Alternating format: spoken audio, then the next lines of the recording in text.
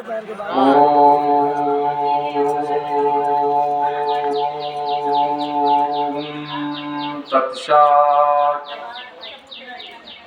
तद्विष्णु परम पदम सदा पश्यन्ति सूर्या दिवीर्चक्षुरात्मानं मरोड़ियां मयितो मय्याम् मायानन्दं परम शुद्धं केवलं ज्ञानमूर्तिं द्वन्द्वातीतं गगनसदृशं तत्त्वमस्यादिलक्ष्यम् एकं नित्यं विमलमचलं सर्वदी साक्षीभूतं भावातीतं त्रिगुणरहितं तन्नमामि सद्गुरुवे नमः।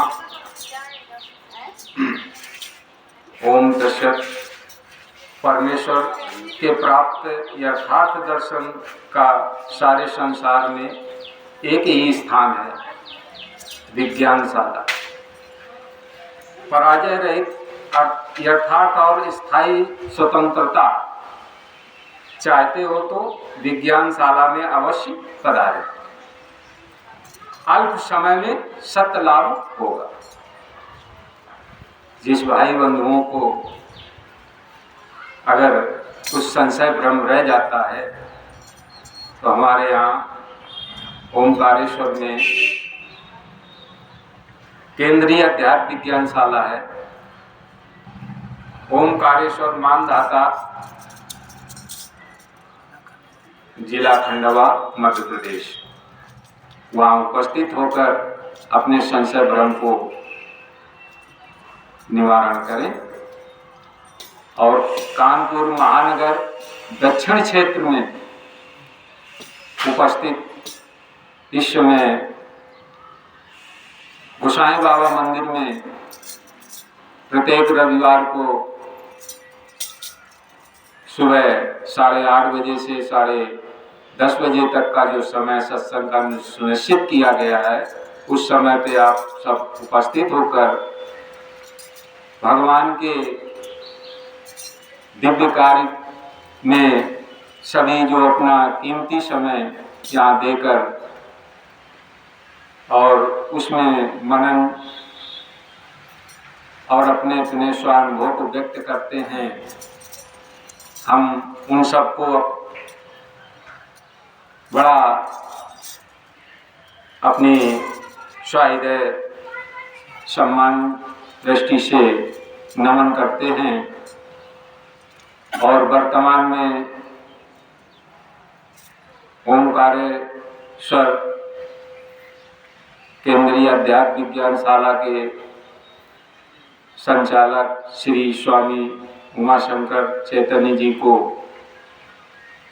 कोटि कोटि नमन और माता जी के चरणों में भी अभिनंदन सहृदय से करते हुए विषय आज का ये है कि विश्वरूप परमात्मा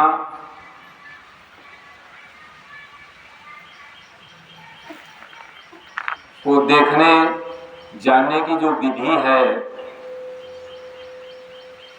भगवान ने स्वयं ये बात रखी है कि अगर विश्वरूप परमात्मा को शब्दों में व्याख्यान किया जाए या बताया जाए या समझाया जाए तो समझ के परे। उसको दिखाने और जगाने के लिए इस विश्वरूपी ढेर में से एक छोटा से कण या पदार्थ हम अपने हाथ में लेकर के और फिर उसका देखने और जानने की जो विधि भगवान ने सर्वांग योग में रखी है, विज्ञान पद्धति के माध्यम से देखना और जानना होगा, क्योंकि भगवान ने कहा है बता से अपने आगे रखना भूलना नहीं। तो उस पद्धति के माध्यम से जब हम इस अधिष्ठान को सामने रख करके देखना, तो देखना कैसे? जो देखे वह कौन? जो देखे वो कौन है, और जो देख रहा है वो कौन है? मतलब जो सामने दिख रहा है वो कौन है, और जो देख रहा है वो कौन है? और देखने वाले यंत्र क्या है? हमारे पास वो देखने वाले यंत्र क्या हैं, जिनके माध्यम से हमें इस पदार्थ में तत्वों के माध्यम से सबका अलग अलग कार्य दिख रहा है, जिसे हम कह देते हैं साधन।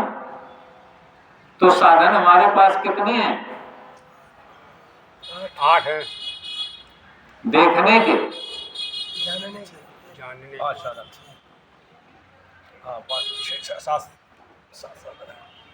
ठीक से समझो विषय को। देखने के साधन कितने हैं? 6 है। देखने के साधन 6 हैं और इसमें 8 हैं। वस्तु एक है, इससे निकाले नहीं जा सकते। इसमें ही एक्सपेरिमेंट करके हम देख सकते हैं साधनों के द्वारा। तो वो साधन हमारे पास क्या, भगवान ने चौथे अध्याय में कहा कि अपनी आंखों से देखो। तो आंखों से जब हमने देखा तो क्या दिखा?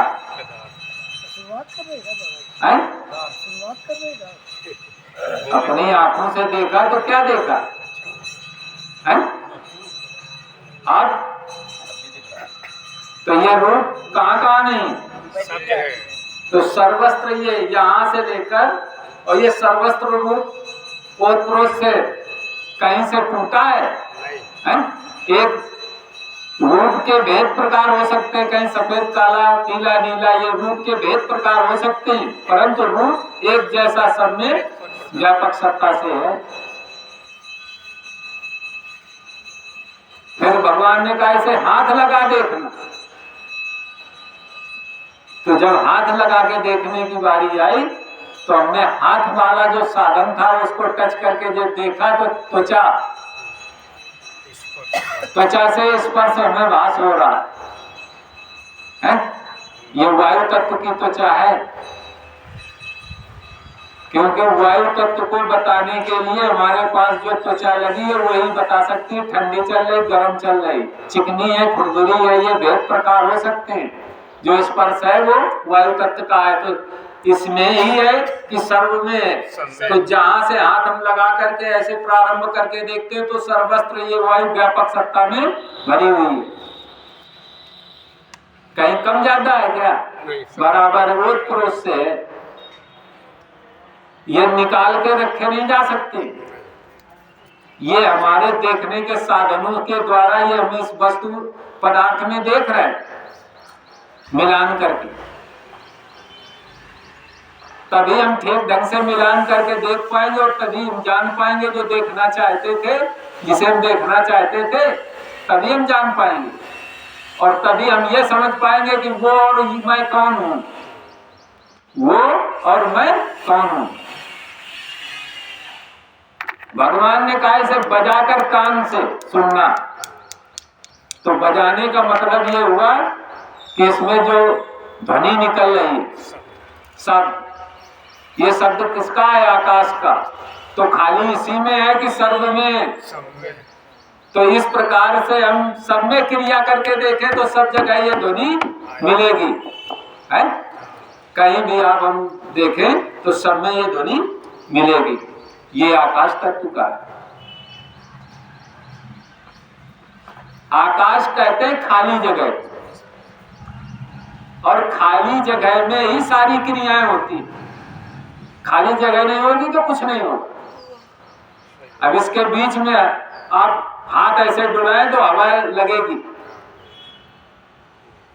और हवा लगे तो उसमें आवाज भी निकलेगी। उनमें घर्षण करोगे तो अग्नि भी निकलेगी, और उसके वास होगा तो उसमें जल भी निकलेगा। और जब ये चारों मिलेंगे तो एक ठोस पदार्थ पृथ्वी भी तैयार हो जाएगी। तो ये पांचों तत्व आपके पदार्थ में बन करके ठोस ये पृथ्वी के रूप में दिखने लगेंगे। तो पृथ्वी का ये रूप दिखाई दे रहा है, अब पांचों का रूप दिख रहा है, जल में जल का रूप दिख रहा है, और जब उनके उन स्वादों को देखोगे, उनके स्वादों को देखोगे तो जो हमारे पास ज्ञान इंद्रियां हैं वो अपने अपने विषय को ही पकड़ के बताएंगी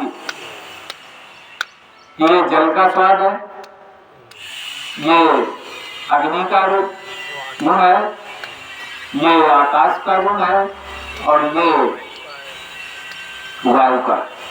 इस तरीके से गुण धर्म कर्म जो भी हैं वो सब जैसे देखोगे वैसे ही वो दिखना प्रारंभ हो जाए, क्योंकि विषय ज्यादा विस्तार में जब होता है तब सब बात समझ में आती है, और अधिष्ठान जब हाथ में हो तो ज्यादा समझ में आएगी। फिर कहा भगवान ने इसे जीभ से लगा दे को वस्तु में कोई स्वाद है, तो जीभ में इसको लगाओ तो इसी में मिठास है, इसको भी लगा के देखो तो इसमें त्वचा जैसी मिठास होगी। कुछ है कि रस जो है वो रस इसमें भी होगा, इसमें भी होगा, इसमें भी होगा। सर्वस्त्र जहां भी जिभ्या लगा के देखें तो उसके रस के भेद प्रकार हो सकते हैं, परंतु रस सर्वस्त्र व्यापक सत्ता से भरा हुआ। तो इसमें भी रस है, इसमें उस जल की जिभ्या आपके पास ज्ञान इंद्री बन करके लगी है, जिसके माध्यम से रस स्वादन प्राप्त हो रहा है, और ये कह रही कि जल है, जैसे त्वचा कहती स्पर्श है, नासिका वो कान कहता है शब्द है, आंख कहती रूप है, क्योंकि अग्नि तत्व की आंख है, और अग्नि तत्व छीण हो जाती है तो आंख बनी रहे परंतु रूप का दर्शन नहीं हो सकता। इससे यह सिद्ध होता है कि जो आंख है वो हमारी अग्नि तत्व की है, और अग्नि तत्व की चक्षु शक्ति के द्वारा ही ये प्रकाशित है, उसके क्षीण हो जाने से हमें रूप का दर्शन नहीं होता। अब आगे भगवान ने कह दिया इसे नाक से सूंघ के देखो, गंध है इसमें भरा। अब नाक से जब सूंघ के देखा तो इसमें गंध है, तो गंध इसी में है खाली कि यहाँ है, इसमें भी है, इसमें भी है, इसमें भी है। गंध के भेद प्रकार हो सकते हैं, परंतु जो स्मेल है वो पृथ्वी तत्व है, और जो ये पृथ्वी दिख रही है ये 8 अंगों से साकार पृथ्वी तत्व है, 5 3 8 का मिश्रण है। जल दिख रहा है ये 5 3 8 का मिश्रण है, और ये जितनी स्पर्श दिख रहा है वो भी 5 3 8 से मिश्रित है। ये पांचों तत्व 8 से मिश्रित हैं। बस इन्हें जो देखने की ज्ञान इंद्रियां हमारे पास हैं उनके माध्यम से इन्हें देखना और जानना है इस पदार्थ में कैसे वो क्रिया हो रही है, और क्रिया करके देख करके उन साधनों के द्वारा जो साधन मेरे पास है 5 ज्ञान इंद्रिय 6ठा मन, इन साधनों को लगा करके हमने यहाँ पर देखा तो हमें 5 तत्व यहाँ पर मिले, और यहाँ पर सूक्ष्म भेद रखा दिया। तो सूक्ष्म भेद क्या है? शब्द स्पर्श रूप रस गंध के विषय में यहाँ पर बता दिया, और ये बता दिया कि इस देह में जो है 5 ज्ञान इंद्रियां बन करके कार्य कर रही है। यहाँ पर सूक्ष्म शब्द स्पर्श रूप रस गंध के भाव से बैठी है तत्, और यहाँ पर जो है ये 5 ज्ञान इंद्रियां बनकर बैठी हेड में। इसके आगे 6ठा मन है जो 3 गुणों की पहचान करता है, अच्छा अच्छा, बुरा अच्छा, और बुरा बुरा। तो ये 3 भाव देखने वाला कौन है? मन। एक ही वस्तु में एक ही ये पदार्थ है, इस पदार्थ में अब 3 गुणों को मन देखेगा। तो भगवान ने कहा कि घी ले आना, इसका पाउडर बना लेना, और पाउडर बना करके इसको मिला करके फिर खाना। तो खाने से लेकर परिणाम तक अच्छा ही अच्छा जो भास हो रहा है, अच्छा ही अच्छा जो भास हो रहा है, ये इसका सतोगुण है। और इसी पदार्थ को जल में डाल के शरबत बना के पीते हैं।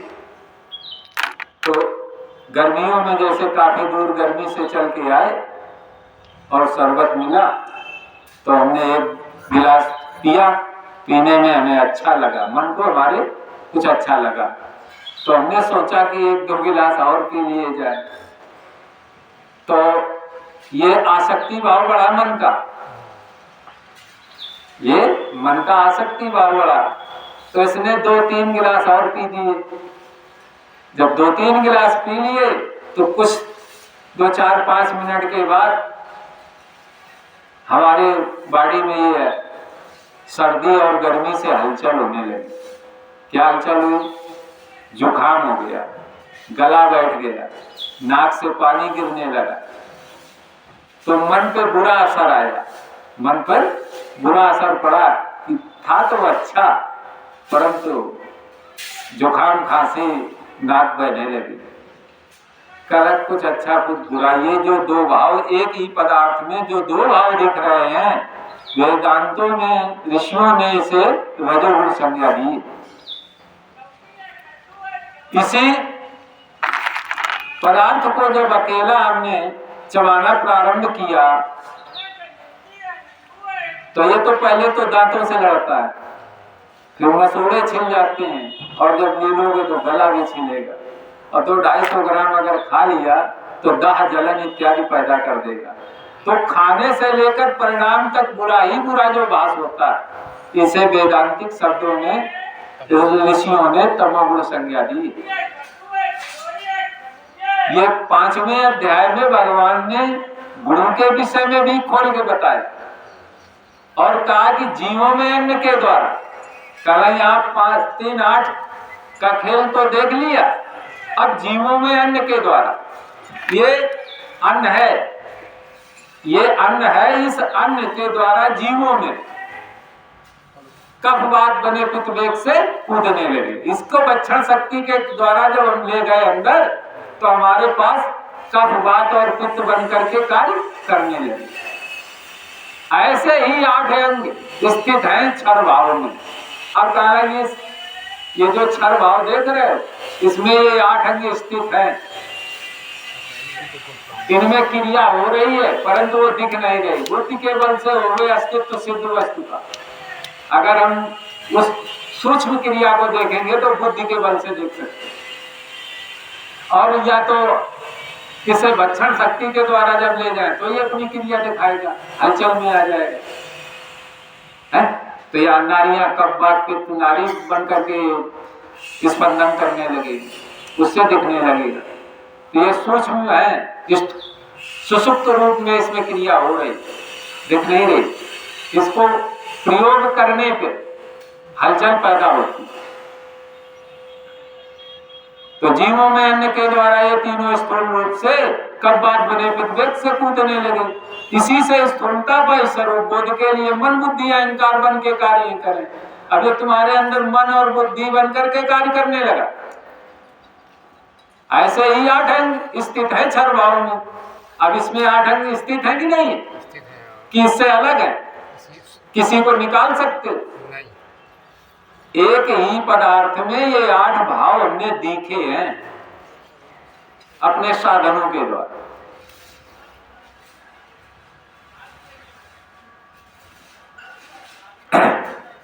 तो अक्षर में अंग है 8, अक्षर एक अरूप है। अक्षर में अंग है 8, अक्षर एक अरूप। अब इसमें जो जिसे हम निराकार निर्गुण कहते हैं वो अरूप है।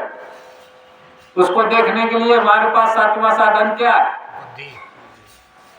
सद्गुरु की दी हुई सूक्ष्म बुद्धि, जिसके द्वारा प्रियत्व भाव हमें दिख रहा है सर्वव्यापी सत्ता में। अब ये प्रिय काहे के लिए? खाने के लिए।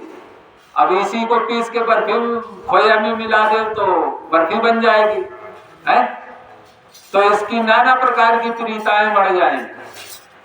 तो सब मम प्रिय सब मम उपजा, तो सब तो ये प्रिय है कि कोई एक जगह प्रिय, सब जगह सब संपूर्ण विश्व प्रिय है। उपयोग दृष्टि से अब तुम्हारी कहाँ किस चीज की उपयोगिता है, उस आधार से वो प्रिय है।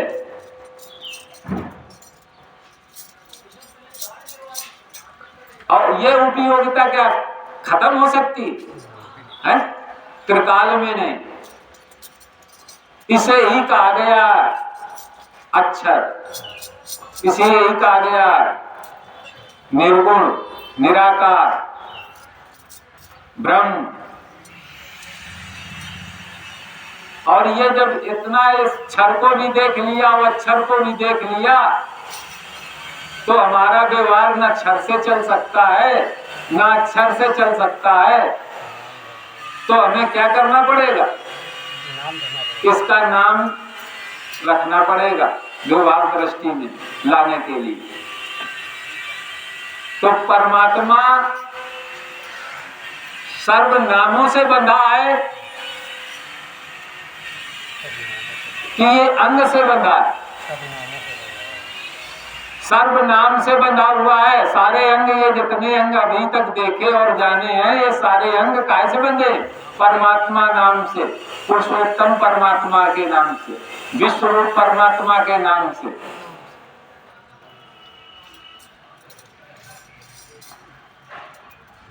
जैसे कि इसमें 8 भाव हमने देखे, तो 8 भाव ये बतासे के नाम से बंधे हुए हैं। न साकार रह गया और न निराकार रह गया, न यहाँ पर अग्नि रह गई और न जल रह गया, न शब्द रह गया, है? ये सब उसमें नाम में लय हो गए। तो ये सब लय नाम में हो जाने के कारण, और जैसे ही हमने नाम लिया तो बस तो हमारे प्रयोग में सामने उपस्थित हो गए। तो नाम ले तो बहुत सिंधु सुख, अब नाम लीजिए तो सब सुख है। सुख तो है, कहां दुख है?